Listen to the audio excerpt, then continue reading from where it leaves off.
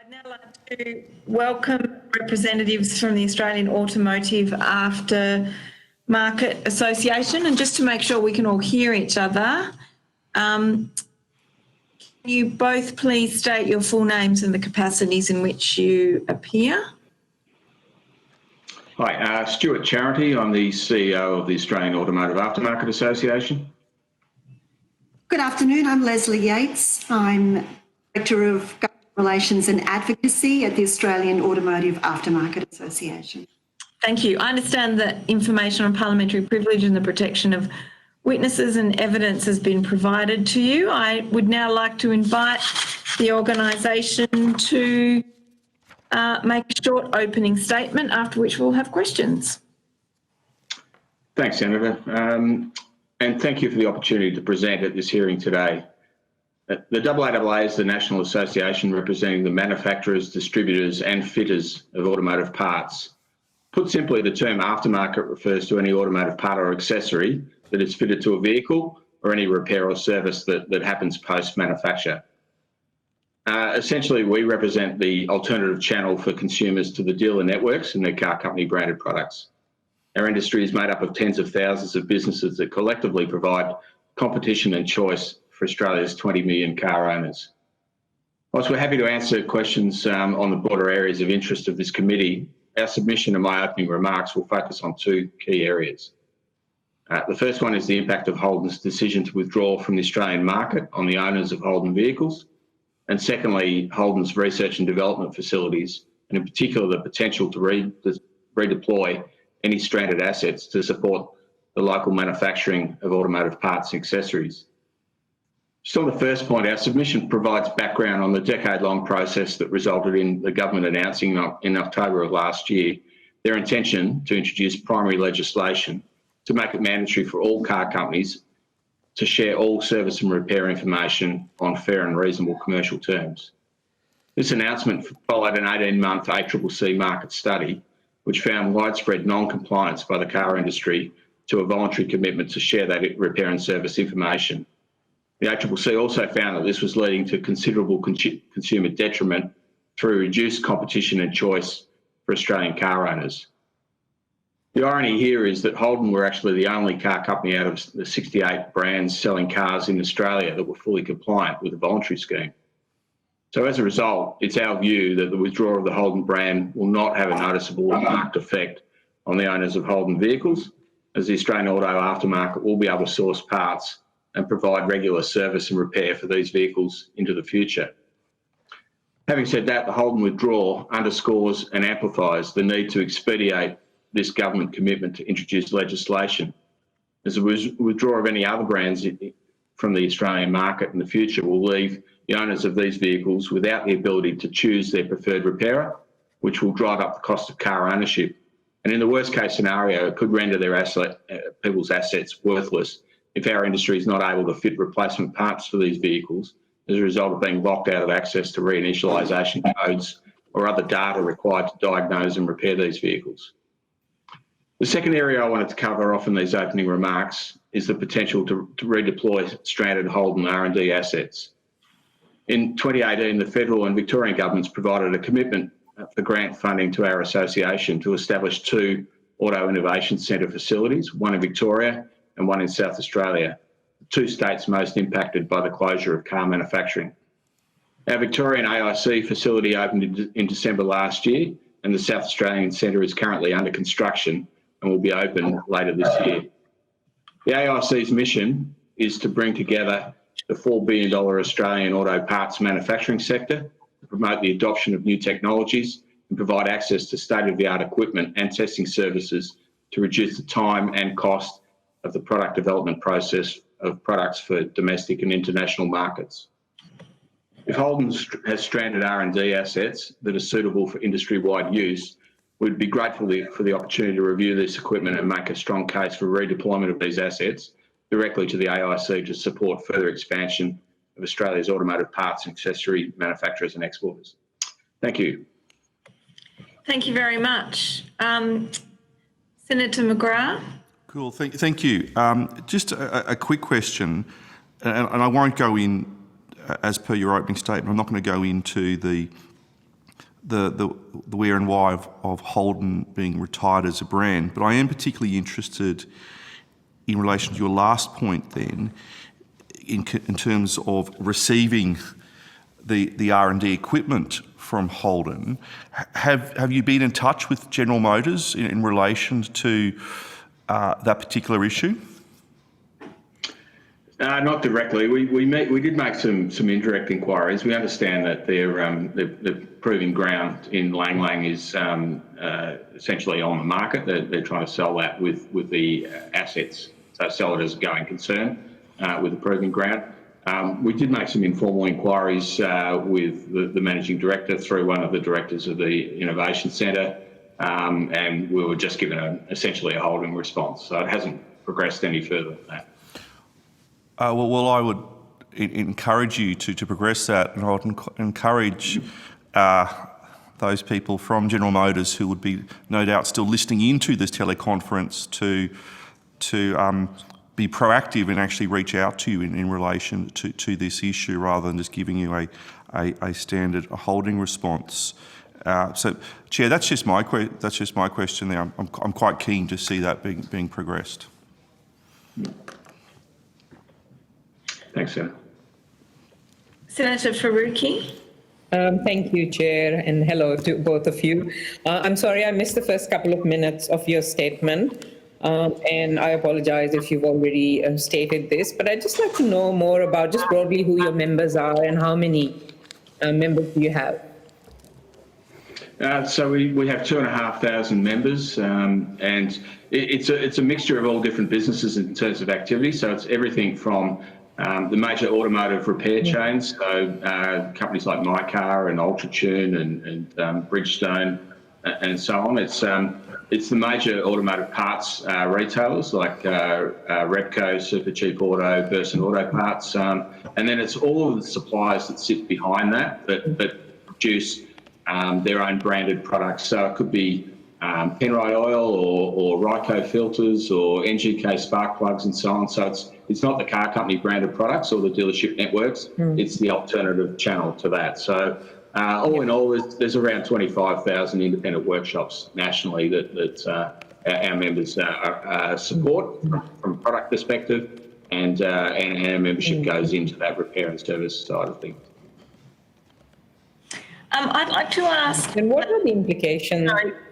No, you Senator Faruqi. No. What are the implications? Yeah, what are the implications for your members on Holden kind of vacating the Australian market? Well, as I said, because Holden I said in my opening remarks, because Holden are one of only 68 brands that actually committed to voluntarily sharing repair and service information with our membership, there's very little impact on our membership of that withdrawal from the market.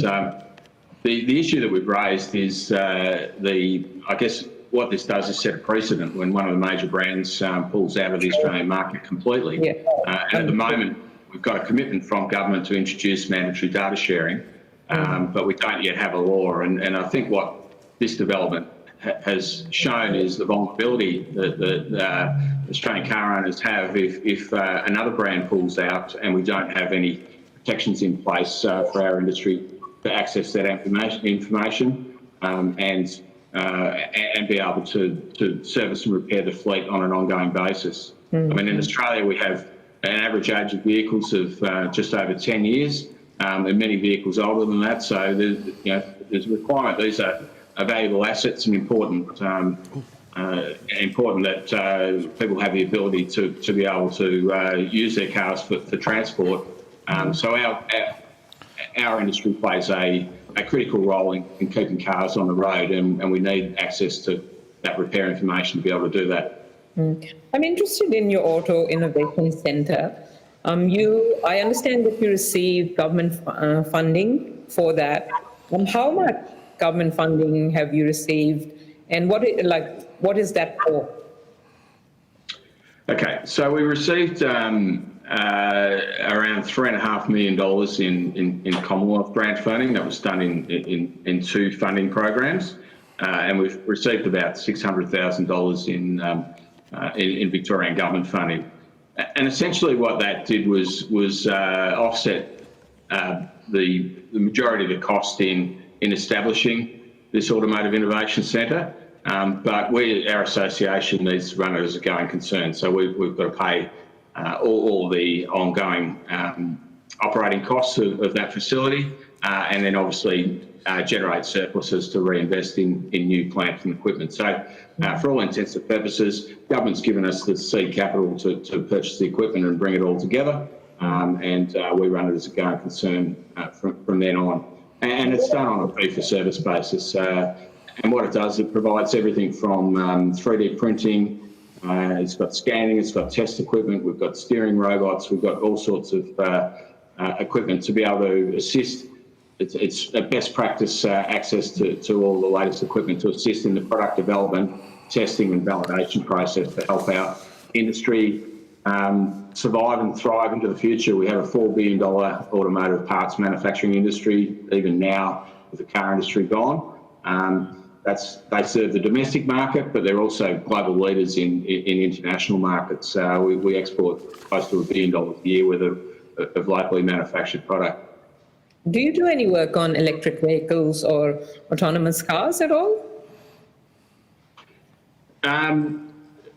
Not a great deal, given that our members provide, as I said again in the introduction, we provide parts for vehicles post-manufacture, whether they be service parts or accessories that go on a vehicle, like four-wheel drive parts and accessories. So given there aren't a great deal of electric vehicles on Australian roads at the moment, our members don't make a lot of parts for them. And in the case of electric vehicles, there's a lot less parts than an internal combustion engine anyway.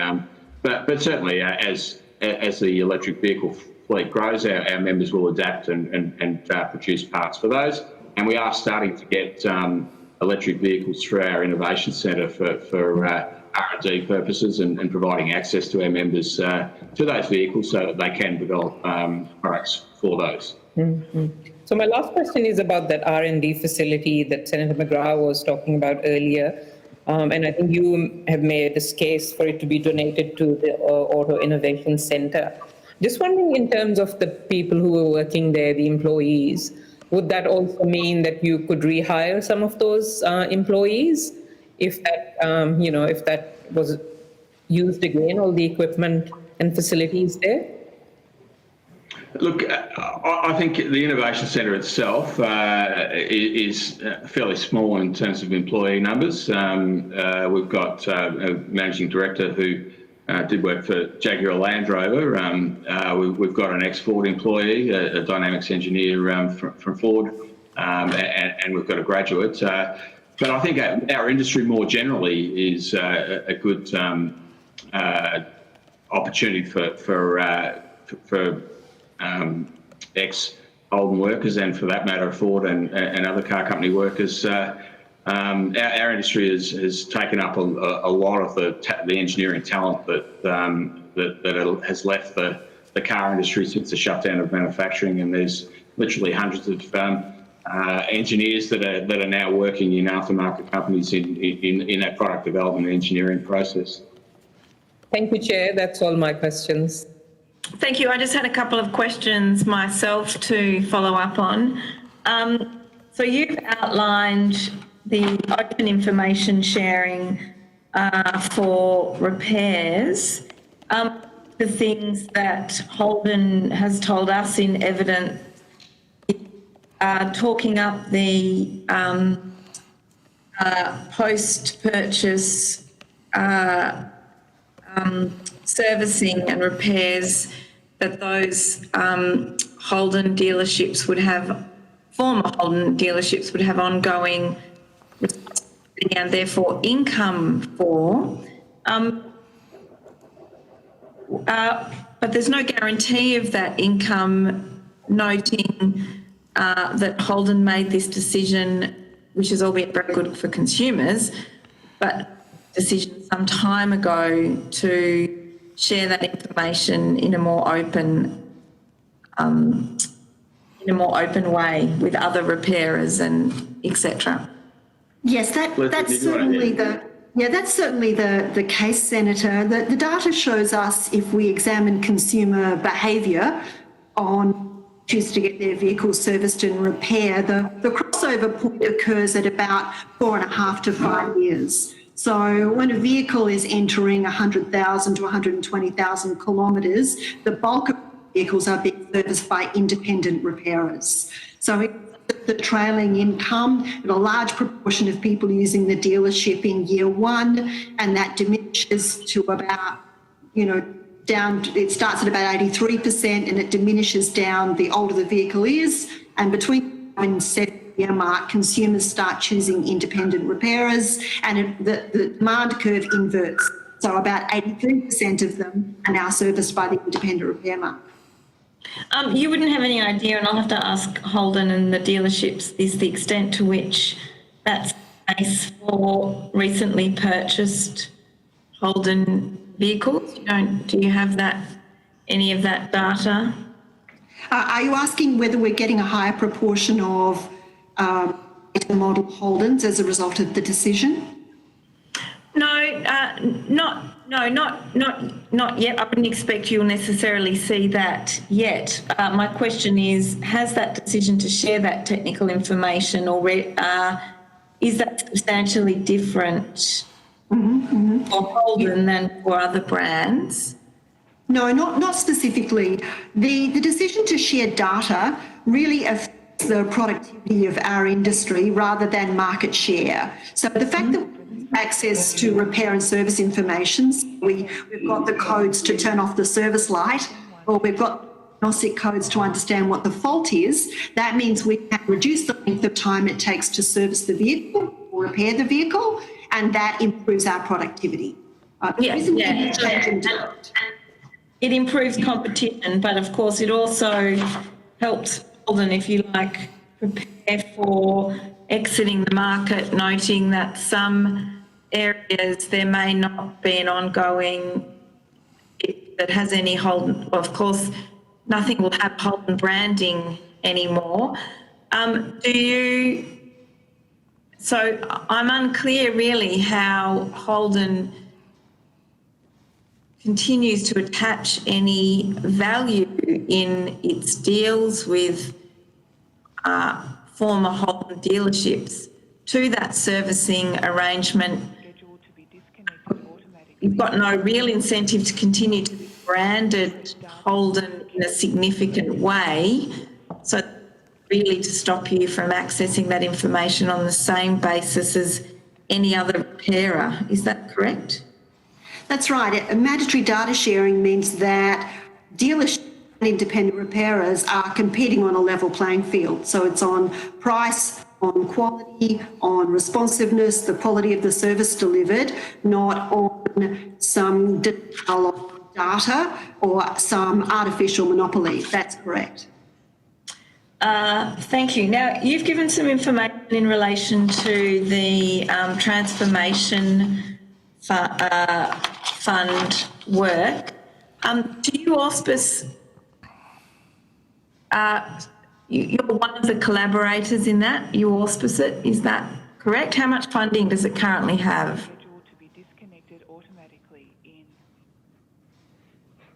Stuart, do you want to respond to that one? The AI... Are you talking about the AIC or the Automotive Transformation Scheme? Automotive Transformation Fund. No, we're not involved and sorry, the AIC. Yeah.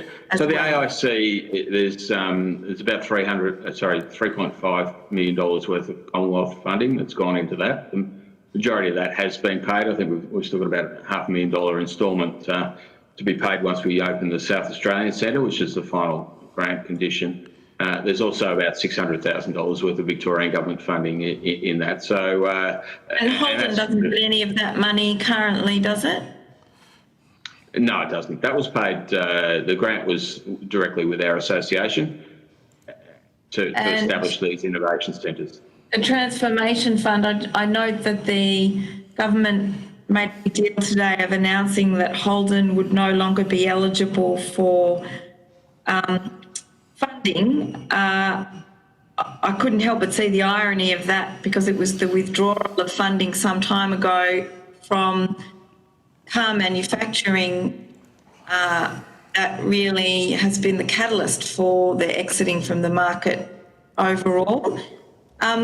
As participants in seeing the role that government funds play in supporting Australian manufacturing and Australian manufacturing jobs, how do you see that relationship between funds coming to support Australian industry and the way you collaborate on the ground? Certainly, I think the first point to make there was that aftermarket manufacturers were actually excluded from the Automotive Transition Scheme program. It was designed solely to support component manufacturers that were supplying product for the manufacture of Australian-built vehicles. You had to meet a certain volume criteria to get onto that scheme. So aftermarket manufacturing pretty well has stood on its own 2 feet. We're talking in Australia, we've got capabilities in areas like four-wheel drive parts manufacturing, high performance and motorsport, product that's bought on features and benefits, not necessarily on price, and we're globally competitive in that area.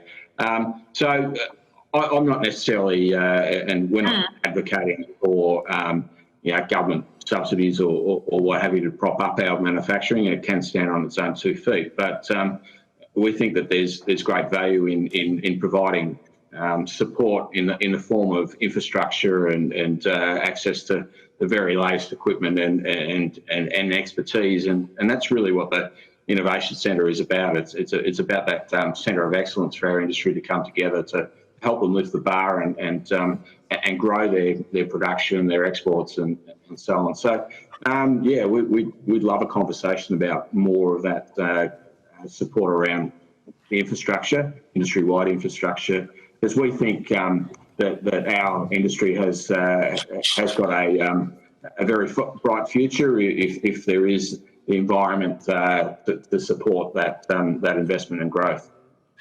Thank you. Perhaps you might reach out to me after the hearing and we can discuss that further. Are there any other questions from senators? I think, yes? No, I think we're able to move now to our final set of witnesses. Thank you to the Automotive Aftermarket Association for giving evidence today. Thank you. Thank you. Thanks, Senators. Thanks for your time. Thank you.